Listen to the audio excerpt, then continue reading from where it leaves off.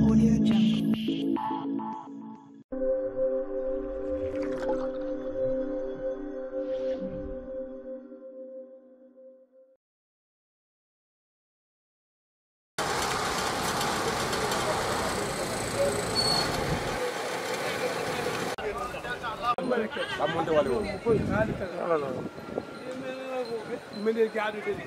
jërëjëf mbokk yi retour de votre émission lu ay di jàmbat tey ñu ngi fii ci Grand Yoff am ku nu daseel mu yëngu ci Grand Yoff am nag loo xam ne lii jaaxal na ko lii metti na ko mu nekk ci activiste di ko ci dox muy Alioune Badara Kébé. Aujourd'hui on va pas parler de football ne da koy teg ne le mais situation Grand Yoff Alioune Badara Kébé ñu ngi lay nuyu di la ziar. maa ngi leen di fay bu baax a baax di leen dalal ak jàmm donc fii ci Grand Yoff. dëgg la nga nekk activiste Grand Yoff bàyyi woo leen benn yoon.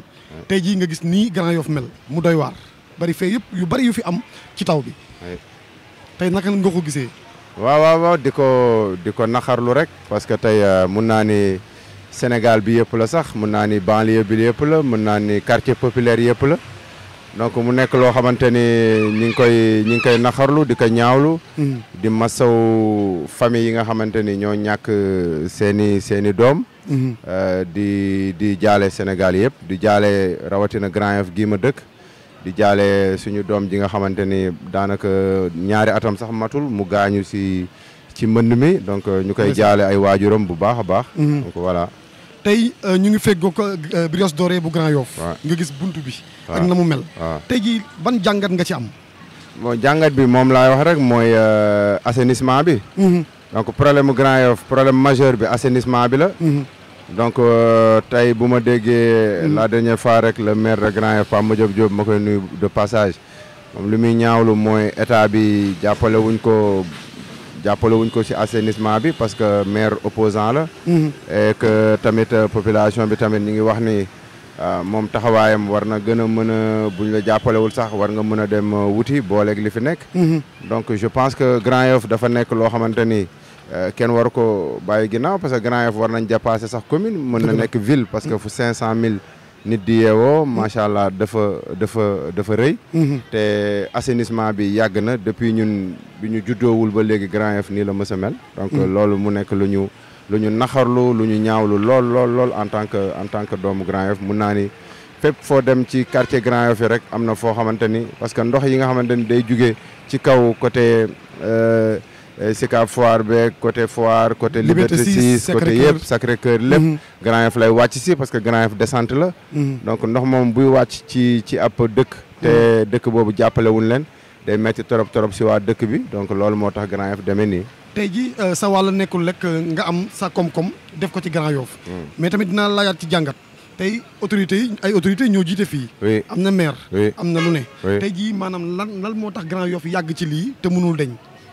Je me dis que Grand Yoff dañu fàtte xaw ma dañu bëggul xaw ma dañu utiliser parce que je me dis que muy nguur gi muy lu nekk ku soxla nit Grand Yoff ngay ñëw. parce que Grand Yoff dafa peuplé. dëgg la donc te boo gañee boo soxla élection Grand Yoff ngay ñëw te boo gañee élection yi Grand Yoff dootu la gisati donc Grand Yoff dañuy utiliser rek Grand Yoff moom moo tax ñun en tant que doomu Grand Yoff ñu taxaw ni vraiment il faut que ça cesse parce que metti na lool xoolal Grand Yoff mën naa ni pàcc boo jël ci Grand Yoff rek day metti Grand Yoff moo jur mën naa ni Parcelles moo jur Guédiawaye moo jur leneen ak leneen Grand Yoff màgget la boo xamante ni fépp may metti donc metti na lool metti na lool xoolal jigéen ñi di dem marché di jóge marché amuñu fu ñu jaar parce que yoon amul donc c'est vraiment déplorable metti na lool. ndeysaan aujourd'hui nous sommes dans l'immédiat taw bi ñu xam ne jeexagul nawet bi jeexagul. Grand Yoff war a subiraat yeneen yu mel nii. tey jii ban conseil nga ciy joxe ak ban appel ngay def ci loolu. mooy prévention. Sénégal nag moom duñ def prévention. ñoom médecin après la mort rek la ñuy def ñoom bu dee ñoom météo bi ñoom lay liggéeyal. xam nañ ni météo nee na taw bi dina bëre. journée bi y a 4 jours bi mu tawee 5 jours. wax nañ ni taw boobu. taw weer la taw ci benn jour. waaw lan moo tax état ak autorités yi nga xamante ni ñoom ñoo ñu yor lan moo tax defuñu prévention lan moo tax wutuñu ay prévention ay moto pompe ay lépp teg ko foofu balaa loolu di am. dañu bàyyi ba yëf yi am ba pare ñoom ñu soog a wàcc sur le terrain ñoom ñu soog a di dem vers la population loolu du yoon Grand Yoff dafa toll foo xamante ni balaa yëf yi di ñëw war nañu dégager une équipe boo xamante ni chargée de gëstu li nga xamante ni moom mooy taw bi. mooy taw bi fan la war a jaar zone yi nga xamante ni day taa xam nañ ko à Grand Yoff parce que nekkul lu bees ak population bi ñu mën leen jàppale parce que taw bi mujj. ñun ñoo dem foofu wut fa ay moto pompe xuus ak ñoom si ndox mi. xool nuñ leen di jàppale wutal leen ay vivres wutal leen ay matelas parce que seen i bagages seen i yëre lépp lañ ñàkk les jeunes de l'association bi ma jiite ak mouvement li ñu bokk ñoom dañu wàcc sur le terrain wut ay beaucoup de matériel et de vivres pour la population Grand Yoffois donc je pense que prévention la ñu war a njëkk a def. dëgg la tey jii doo n'importe qui boo waxee ñu déglu la ndax Alioune Badara Kébé ñëpp a ko xam. tey lan la Grand Yoff soxla ci situation bi nga xam ne situation d'urgence la.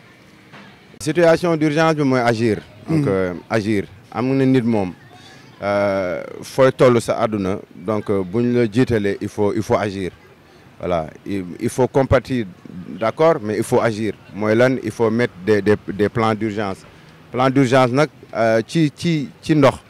xam nañ ni nee nañu canal bi nekk Grand Yoff moom mooy sànni mooy jël ndox mi di ko sànni zone de captage soo ko génne.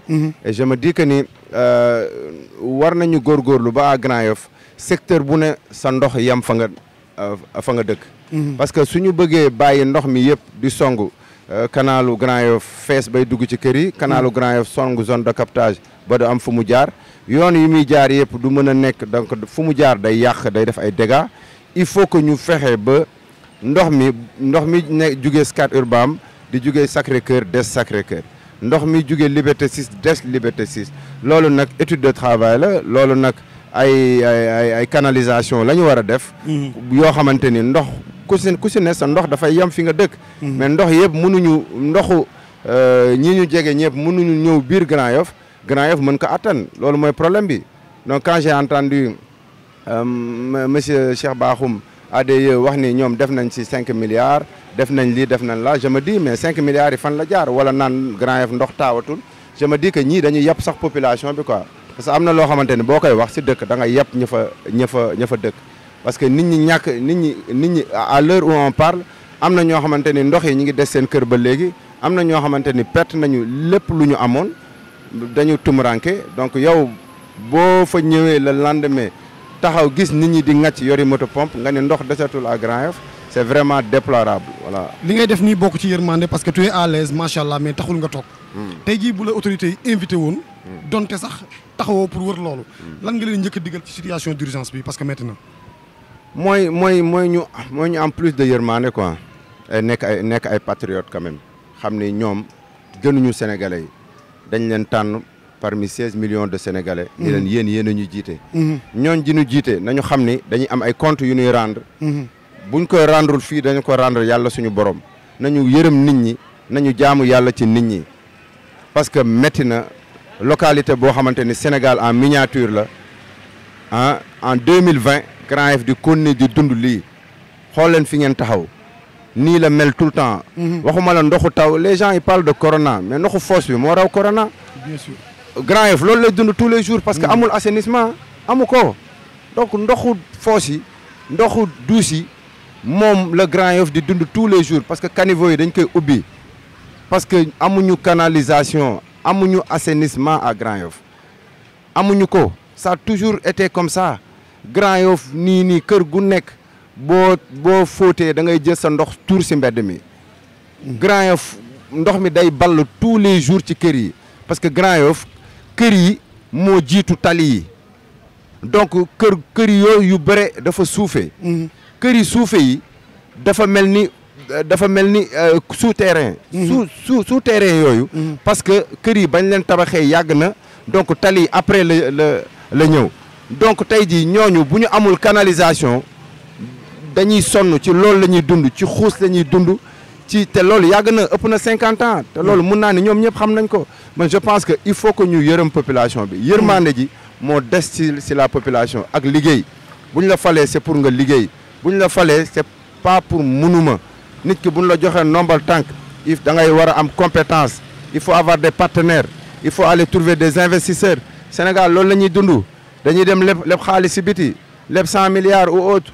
après est-ce que 100 milliards yooyu ñu ngi koy def si liggéey bi c'est à voir dëkk boo xamante ni tu entends des 700 milliards tu entends des 600 milliards plan Orsec plan lii plan là nous la population de Grand Yoff gisuñu si dara Grand Yoff ngi yéen a gisal seen bopp def ngeen seen micro-trottoir def ngeen seen investigation vous avez bien vu Grand Yoff c'est le Sénégal en miniature ethnie yëpp ngi fi race yëpp ngi fi plus de 500 000 habitants mën na nekk ville Grand Yoff moo ëpp pratiquement si communes yi mais amuñu dimbal amuñu appui amuñu aide te bu élection jotee ñoom ñëpp ñu daw ñëw Grand Yoff il est temps que Grand Yoff waaye gëm seen bopp xam seen bopp ku fi ñëw ñu dàq la génne la si biti loolu la am lu may wax. tey jii nga mën sa bopp ni ma koy waxee macha allah. dëkkoo ci ndox sonal la waaye tamit toogoo. contrairement ak li nga wax ak say autorité ban yëg-yëg nga am ba tax toogoo donte ndox sonal la. moom bu ko yàlla tànnee si biiri moroomam am lu mu jaarale si loxoom c'est pour mu représenter leen parce que man gënuma kenn ba yàlla tànn ma samay biiru moroom def ma footballeur professionnel xëy na suñu borom dafa am mission bu mu war a jaarale si man. parce que Nelson Mandela benn nit la 27 ans lañ ko tëj prison pourtant bi mu génnee dafa defar Afrique du Sud donc Afrique du Sud moo gënoon metti Grand Yoff foofu gën a metti Sénégal ndax foofu ANC moo fa amoon xeex moo fa amoon ay balles réelles lañ doon dóorante donc fu ñu mën a defaree Afrique du Sud ba tey dirigeants africains yi di fa dem di fa investir bu ne mënuñu defar Sénégal rawatina Grand Yoff gu ndaw gii nga xamante ni fi laa dëkk dañuy wax lu leen neex waxuñu dëgg yërmande la ñu war a am patriotisme la ñu war a am te loolu moom manqué si nos dirigeants loolu sénégalais yëpp xam nañ ko loolu la ñu war a def.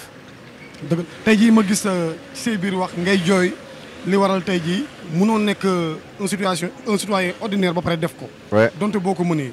muy gis loolu ci sa biir xol. am na yoo xam ne tey mënoo ko réaliser. fii amoo ndombal tànk ci dëkk. parce que c'est interdit. waaw loolu la parce que tey man war naa mën a am naa yàlla sunu borom dimbale na ma voyager un peu partout si àdduna. yàlla dimbale na ma mën a wax ak nit ñi ñu déglu ma parce que xam nañ li ma leen di wax dëgg la. nit ñi fii ma dëkk xam nañ ni ñoom ñoo ma ñor. parce que tey bi may arrêté sama carrière en 2014 vacances donc laa fi ñëw. gis Grand Yoff ni mu méttee ma fekk fi ay élection ma ni ñibbeetuma damay toog sama dëkk jaamu yàlla si nit ñi. mën naa ni dans le volet sportif loolu moo tax ma créé club depuis 12 ans ay doomu Grand Yoff ay doomu Sénégal di fi jógee di signé fu ne ci àdduna bi ay professionnels. di am xaalis di ko indi di ko dugalaat ci biir dëkk bi économiquement le secteur informel mooy développé suñu réew. parce que ku si nekk am nga mbokk boo xam mi ngi si biti di yónnee Western Union MoneyGram ou autre. te loolu lépp day yokk koom-koomu réew mi. du ñoom suñu dirigeants yi ñoom ñoo ñuy dundal. ñi ñuy dundal mooy secteur informel bi mooy jaaykatu marché bi. mooy marchand ambulant bi. mooy yéen ñi di góorgóorlu par vos propres moyens. te état dara jàppale wu leen.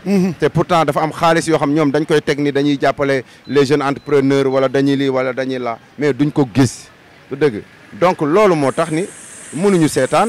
il faut que ñu am nombal tànk ci dëkk bi objectif numéro 1 à court terme mooy jël la mairie de Grand Yoff on n'est pas des politiciens on bokkuñu tamit ci parti politique te nekkul ni boo nekkul politicien wala bokkoo ci parti politique rek waroo gérer fi nga dëkk parce que ñoom ñi politique wala bokk ci parti politique yi ñoo gën a néew ci réew mi matuñu 1 million Sénégal 16 millions d'habitants la il faut que jeunesse bi il faut que ñu dëkk ci koñ yi gëm seen bopp xam ni les politiciens là dañ ñuy use dañ ñuy nax bu ne assemblée ñun lañ teewal foofu teewaluñ ñu fa seen bopp lañ fa teewal am na ay député yoo xamante ni xamuñu sax yoonu assemblée nationale fu mu nekk duñu dem chaque mois ñu encaisser seen xaalis li ñu metti dafa bëri ci réew mi mënuñu ko xeex nag tant que nanguwuñu ñoom li nga xam ne ñoo ko yor ñu moom ko loolu la ñuy foqati ci ñoom il faut que jeunes yëpp jóg jeune bu nekk ci gox jógal nga taxawal sa gox ndax bu méttee yow yaa koy dund ak sa waa koñ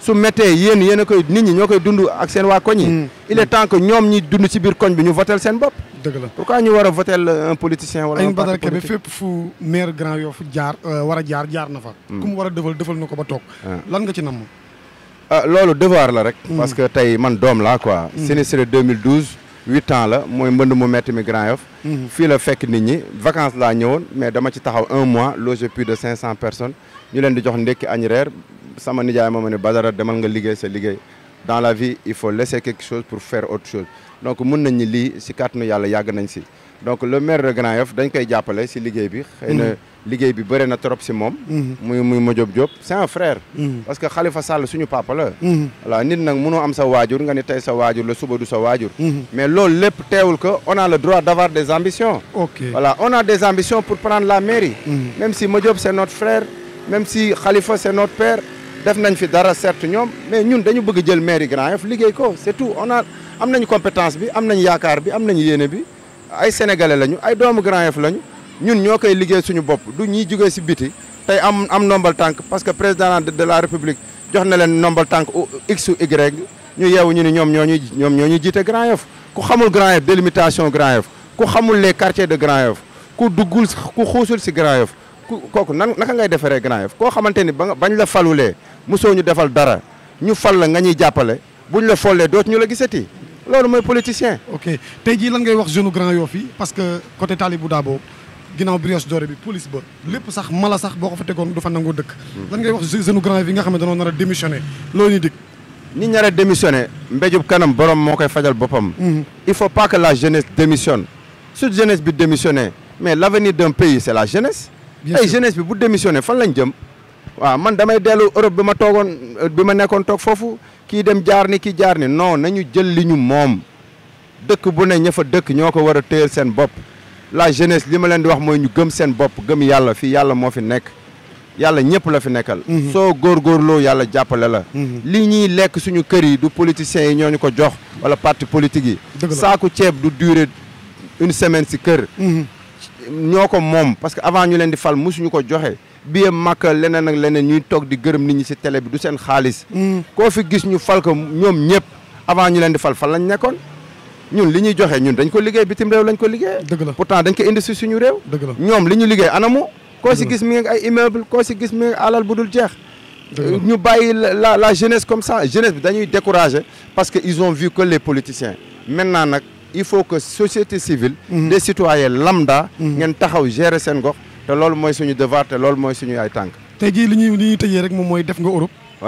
def nga Afrique lan mooy juutalu liggéey bi ba tax yu mel nii di am lu mel nii ndax am dañuy dëkk doo ko defar tali wala ci gàttal dañuy enrichir derrière suñu dos tey boo amee 10 kër benn rek nga mën a dëkk boo amee 10 oto benn nga mën a dawal dëgg la mais dañuy enrichir derrière notre dos te xamuñu ni yàlla dina leen ko wan fii balaa ñuy dem fële. dëgg la waaw loolu daal la am lu mu si wax. c'est dernier mot rek Alioune Badara Kébé ñu kontaan lool. xanaa di gërëm di sant di gërëm di sant. di kontaan si seen professionnalisme.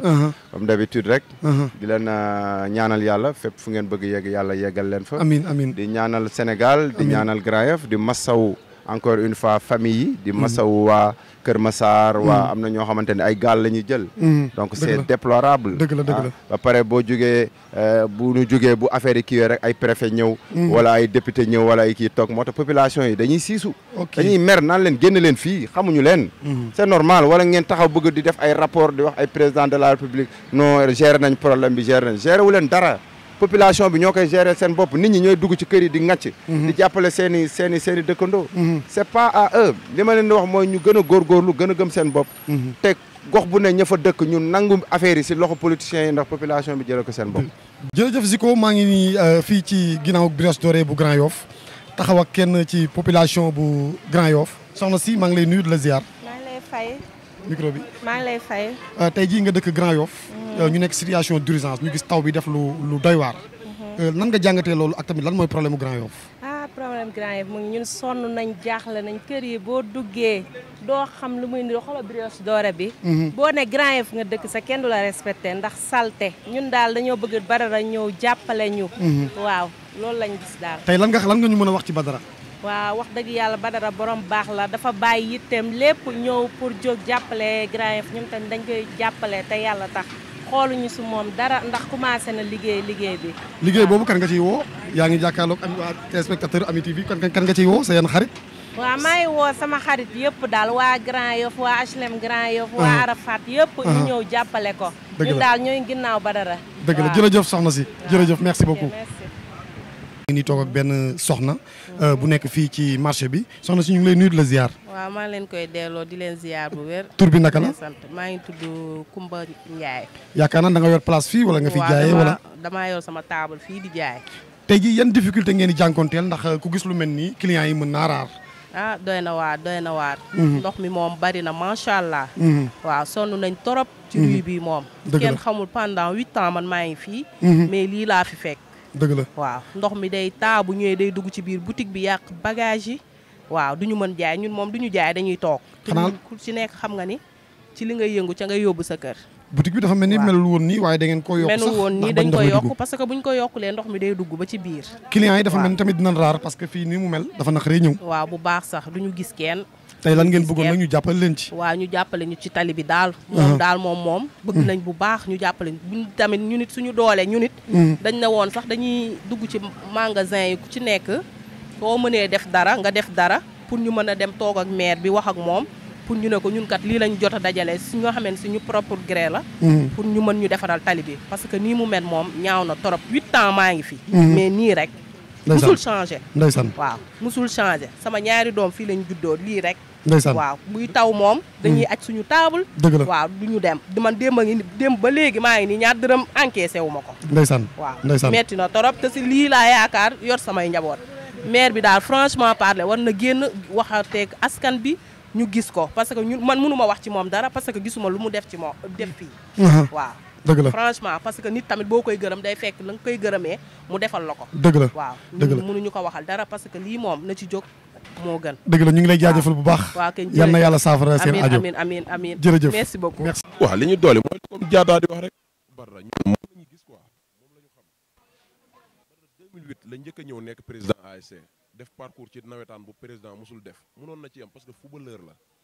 bi corona amee ñu ne kenn dootul kii taalibe yi mënatuñ fëgg benn kër yalwaan nii ak nii ban autorité moo dem ne taalibe yi kaay ma soutien leen du état du kenn moom moo ñëw jël daara yi nekk grand yëpp ne leen bu leen yalwaanee te sas yi leen seen sëriñ yi di laaj maa koy jox lekk ak naan maa leen koy jox ba nit ñi bàyyee taalibe yi ñuy yalwaan te ba nii mu ngi koy def 2012 Grand Yoff ndox mi defatul dara Grand Yoff 2012 ndox mi daan nangu woon kër yi Grand Yoff suñu kanam ñun ñoo ko fekkee chaque jour 1 million 600 la doon dépassé oo añ mu jël ñi ndox mi nangu seen kër yëpp dëkkal leen chaque jour 1 million 600 la Badara Kebe di dépassé oo añ kese laa la wax añ kese heure bu yeewoon nag lay tëral pendant 2 mois kon kii il est temps pour Grand Yoff maanaam Badara Kebe maire yi mënu ko fay parce que.